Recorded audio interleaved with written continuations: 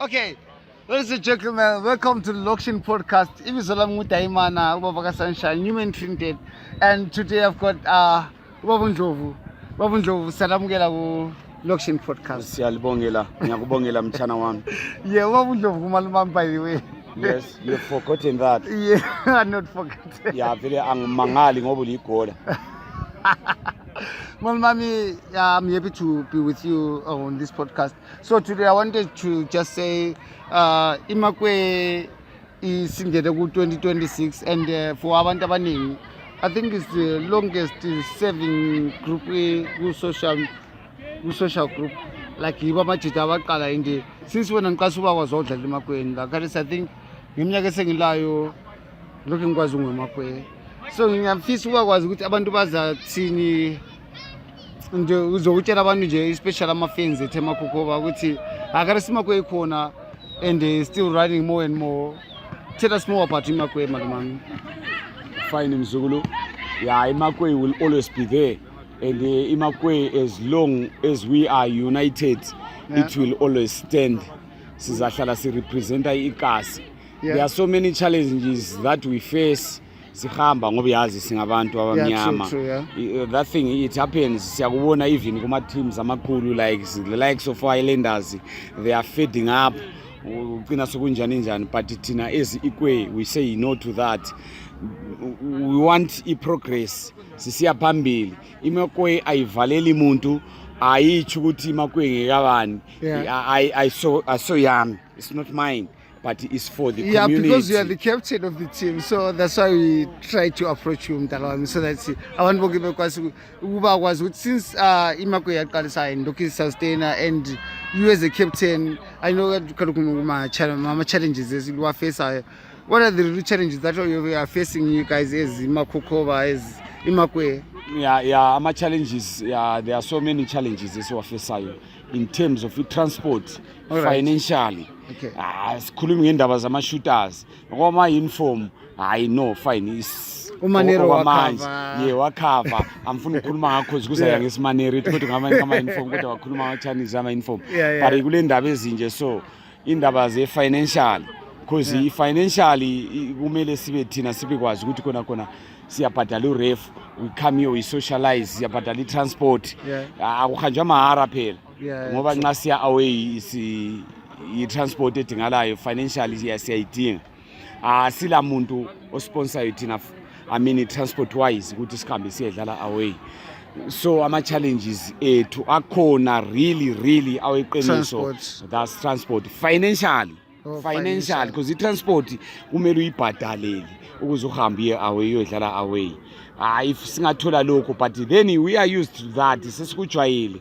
That's why la manje silapha isikhona siyatshelana iqiniso ukuthi no asila sponsor lapha, asila sivayo, asila sport thina siyazikhiphela imali zethu. Idola lakho liyasebenza, ungaze ukhiphe $100 kumakwe still lokhu fana losamandla okhipha idola.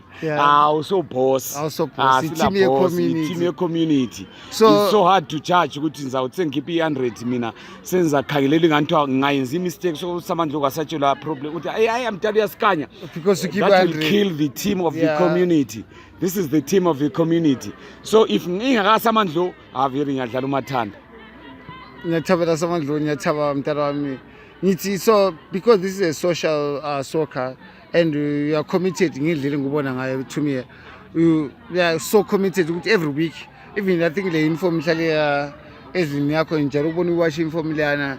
So does it mean ukuthi even nxa sikhuluma ngento ezinje mental health, does it even help you personally? Because ngiyabe ngibona ukuthi i-commitment iyasebenza, but does it even help more than soccer? Ukuthi ngantshela mo ukuthi akuyasinceda even njengamanje ukubambana kumbe kuyanceda ukuthi umuntu ekhiphe stress. I want to know more about that one. Not all about stress as such, but it's all about commitment. Ukuthi know how committed are you ku team yakho yena leyi. I'm the captain, I'm the manager also of iReal Makwe. Ngiyabe sengikwazi ukuthi mina nxa kulilanga lelela namhlanje irresponsibility yami ngithatha ngibeka la, ngithatha ngibeka lapha. Ngiyabe ngikwazi ukuthi so into lesengayihlele engqondweni yami lami kuyangenza mentality wise ukuthi ngibe committed to this team, not just as a para. Amfuna uqamba amabizo ukuthi ngoba namaphara akhona kumakhwe, but sorry to say that a lot of them, there are a lot. I don't want to mention, I want to just give even a simple one. Angithandi lokho iqiniso likhona. Yeah, I know it's just a joke. Asilamaphara, we are all gentlemen there kumakhwe. Into engithabela ukuthi thina kumakhwe sibambene. Umuntu omu-underrater yohamba lapha ne-streetini uza kutshela into eqhakathekileyo, then nxa ungumuntu ungela lokhana inhliziyo embi, you will take that thing uyibeke la kuwe uthi but ukhuluma iqiniso, but ngiyam-underrater nxa ihamba ethareni, but akukhulumileyo ngo-underrate la uzaba lenhloni wethu uthi no, I mustn't underrate this. This is true, liqiniso alikhulumileyo, then you take it from there, ukusebenzise khona kana kube khona engqondweni zakho. Baba Ndlovu, ama-Thai Roosters and njalo ukubona you are so hands on that one. Ngifuna ukuthi ngibe kwazi Baba Ndlovu ukuthi iRumakwe iya-contributor to i-Roosters or it's just abadala abafuna ukuzenzela umbekulethi into ezithu lami njalo ukuzibuza khona ku-Lighthouse. Ubuzumbuzo omuhle. Of course, Tina, we are the first team, the first social team, if I can tell you, here in Bulawayo, angwazi kwezinye indawo, but I'm saying here in Bulawayo, ele junior policy. Wakubona ngapha kuthiwa izidakwa kodwa zilama juniors. Izidakwa zaziwa zizidakwa zisenzo kodwa zikwenza phela athi babe lesigubhu le East Rovers. Asikho coach ziba babe le East Rovers lesigubhu. Yeah, so we are the second. No, we are not the second. As I speak right now, we are the first. Continue the existing right now. Yes, we are now. Yes, siyakwanisa ukuyenza ukuthi silama juniors ethu. Nxa sisenza kwama juniors siyi-social, we are just ingqondo zethu to ama juniors sizibeke ukuthi no ngabantwana. Asela future team. Thina sizidlalela uku-exercise umzimba. But laba ngabantwana badlalela i-future national team. Kusasa bazabizwa representa ilizwe engarepresent imakwe. You get my point? Yeah, we are representa ilizwe, not imakwe. So thina at one stage lathi siyahlala phansi sikubonisana. It's only that is shortage of financially esikushotayo siyakushota emalini. Ama-plans silawo sibuthelele so agcwala izinju zethu imdadada yethu emakhokhoba leyi ayagcwala ama-plans but ukuthi kuphume kuye lapha kudinga imali.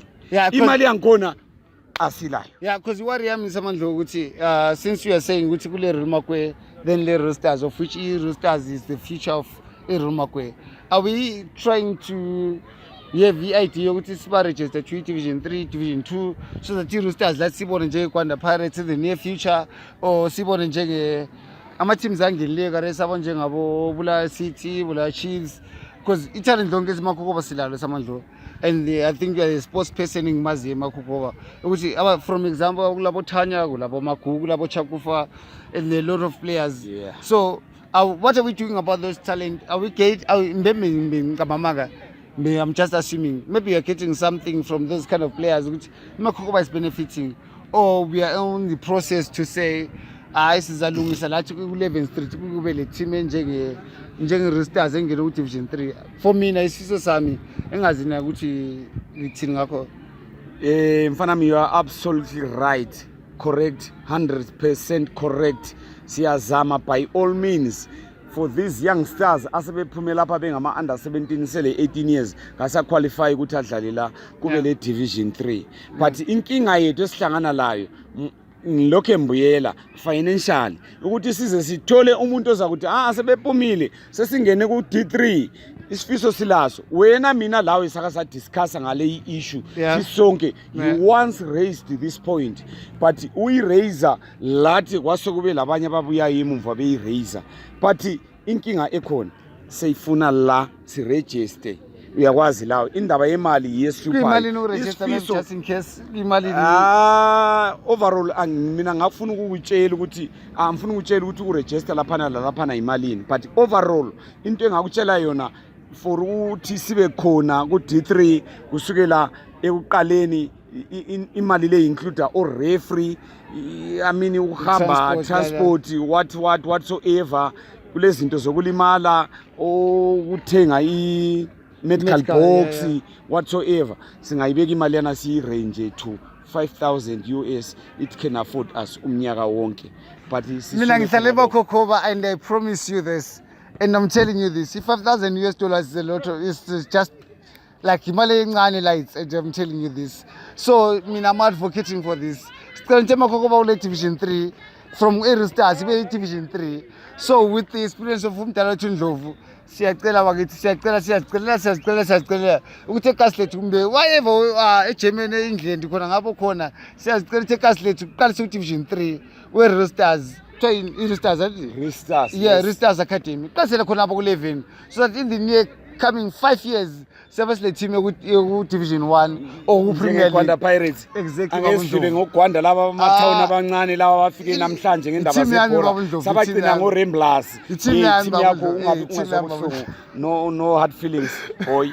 Bafike manje labana siyabazi bagcina ngogwanda Ramblers kodwa manje siyasutha thina ngoba kibe usuku labo Gqweja kanti nasilabo Gqweja eneblower nasilabo Gqweja abangena emgodini silabo Gqweja abaseEngland abadlala ibhola hayo Gqweja abangena ngepike emgodini sicela khonoko whosoever is there out there sicela sibe ebekwazi ukuthi khona we need udivision 3 asikayiphezulu kokungangale sifuna udivision 3 udivision 3 iground le Makhokhova u11 Street ground is suitable for division 3 then we'll upgrade going up.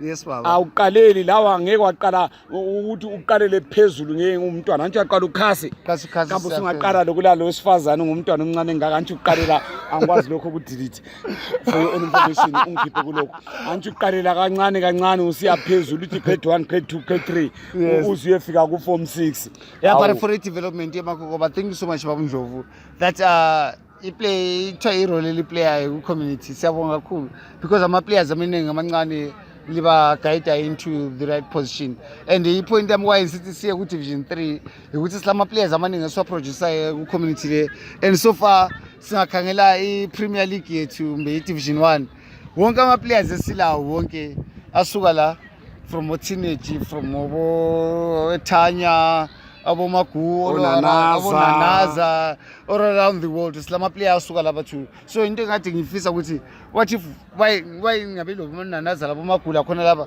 sibaholisa from khona beKaslethu and we have division 3 division 2 division 1 until the year Stars idlale liyayilenda. I think mina ngesifiso sethu Baba Ndlovu ngindlela engikwazi ngayo so committed and labantu abasibukele I think they all can always adopt to the story manje sikhulele eMakhokhova even uPeter Ndlovu himself wakhulela khona backgroundini lesikhuluma ngayo so let's make Makhokhova great again. Baba Ndlovu ngiyabonga kakhulu for your time. Ngiyakubongela mtshana wami engathi ungaqhubeka ngomsebenzi wakho senza njalo kodwa sibatshele laba baphandle ngale ukuthi ungakhohlwa lapho osuka khona ungazi uyethola okunganani le kodwa khumbula ukuthi home is the best.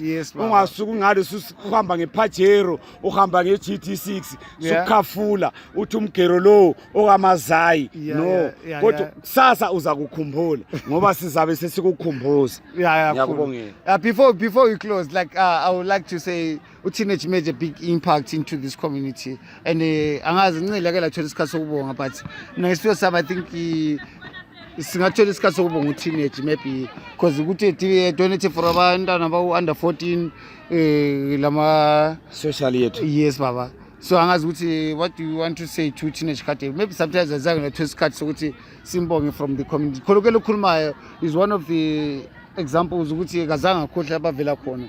Imagine from Makume sezobe ezodonatela imakwe le Roosters. What's your point baba? Engakutshela khona we are still on the way uTeenage wayesengumuntu sejakhile sokumela buyele team yakhe but njengalokho kwenza njengamanje sizakucela ubuye uTeenage will be back ngoba lapha kusekhaya uzabuya la not ukuthi sebhek uthiwa sefinyiwe ngale but back ukuthi off season or whatsoever time asitholile isikhathi sakhe afree khona uzabuya la sikhulume laye simbonge njengakhona kokufisayo thina I'm just saying Teenage maybe might be watching this podcast like as I'm saying right now, so what maybe you are given opportunity babundlovu to say hayi ekhadibe siyabonga mbe engazi okay in that way nyakuzwa. Thank you so much. Nyakuzwa kakhulu. Mfana nami Teenage, mntanami Teenage. Yes baba. Thank you so much. Ngakubonga usinikeza ikit sise ground and I would like to thank you so much. Ngithi isandla sakho masingabe sifitshane, masibe side. Uyakwazi ikasi likasi, inkomponi okudingekalayo enkomponi lokhu la lokhu. Ama challenges akhona enkomponi lawa. Mfana nami you set yourself a good example. Wadlula abanye who are ahead of you. Sibabona besibancoma sisithi hayi ubani ungaphi but they've done nothing, absolutely nothing. Noma ngaze ku20 kwenziweni lokho engukhulumayo, that's true, that's reality. Wena you set an example, a good example. Wabonisa ukuthi loba lapho okhona okutholayo that little mfana ayikazi yabanengi vele imali vele ihlezi ishotile, ungaze uthola ibillion but izabe kushotele, but wena you managed ukuthi ukhumbule ekhaya. Njengokukhumbula ekhaya weGoli wakhumbula ekhaya wabakwazi ukuthi no ekhaya ngile challenge enje kulo coach lwana uthiwa ngucoach Clemens Chimimba udinga ABCD for the teenagers, for abafana abancane. So kulabadala bami as long wonke singakwenza kodwa kulabadala phela asingeke sihlale sikhangele phansi kuma juniors. Kulabadala whereby you need o share labo information elibonisana in live, whereby you socialize. Ngithi abadala bami labo bayenzele lokho bengaboni ngani mbakhohliwe. True. Life goes on. Impilo iqalela khona phana iba khona pha, but at the same time thini focus yethu siyabongela kakhulu kulokho okwenzakalayo kuma juniors. Siyakwazi akwenzakalanga wasuthiseka all age groups. Kodwa kulamanya age groups wathi uzaphenduka and nxa uphenduka Manero, we hope you'll be there. I mean I also hope ukuthi uNkulunkulu uzabe kugcinile ngoba akuyafika phela these days Manero anjakazi maybe uphuthine ngakuqinise kufakela but ungabe le ndaba mfana ekhaya siyakukhulekela ukuthi lawe ube khona isifiso sakho lesi Very. Thank you so much babundlovu, and ladies and gentlemen, my name is Newman Trintet uDayimana khona bebakhokoba lo babundlovu excited wami cameraman ekasi kugcweleni imsiba. Thank you so much ladies and gentlemen. Cheers.